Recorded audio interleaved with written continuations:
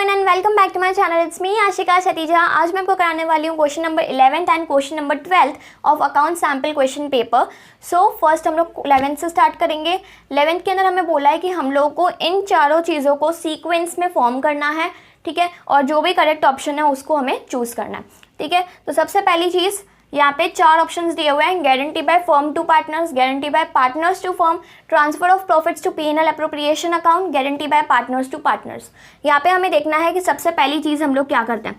First चीज़ क्या करते हैं, हम लोग P&L अप्रोप्रिएशन अकाउंट के अंदर जो भी प्रॉफिट्स होते हैं वो हम लोग ट्रांसफ़र करते हैं, ठीक है। तो फर्स्ट ऑप्शन ये है, कहाँ पे दिया हुआ है, थर्ड, एक बी में दिया हुआ है, एक सी में दिया हुआ है। उसके बाद क्या लिखा है, guarantee by partners to firm.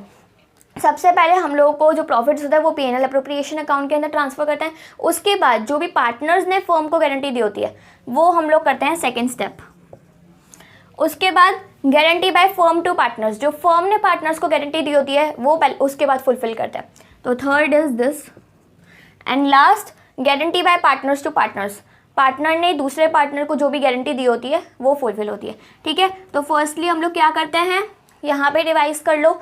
Firstly हम लोग क्या करते हैं कि हम लोग का जो भी प्रॉफिट होता है वो हम लोग P&L अप्रोप्रिएशन अकाउंट के अंदर ट्रांसफ़र करते हैं। उसके बाद जो पार्टनर्स ने फर्म को गारंटी दी होती है वो हम लोग ट्रांसफ़र करते हैं, सॉरी वो हम लोग फुलफ़िल करते हैं। उसके बाद फर्म ने जो पार्टनर्स को गारंटी दी होती है वो फुलफ़िल होती है। And at the last partner ने जो दूसरे पार्टनर को गारंटी दी होती है वो फुलफ़िल होती है। तो यहाँ पे option C is the correct answer.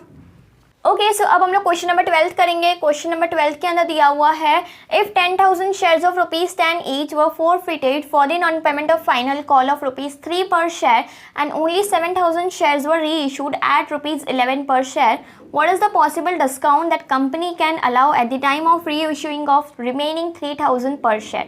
Okay, सो यहाँ पे हम लोग लाइन वाइज पूरे क्वेश्चन को समझते हैं। 10,000 के शेयर्स हैं, 10 रुपये के, उसको हम लोगों ने फोरफिट कर दिया for the non payment of final call. Final call नहीं पे किया उसने 3 रुपीज़ का, सो इसलिए हम लोगों ने उसके जो शेयर्स है उसको फोरफिट कर दिया। उसमें से ओनली 7,000 शेयर्स जो हैं उसको हम लोगों ने री इशू किया है एट ₹11 पर शेयर।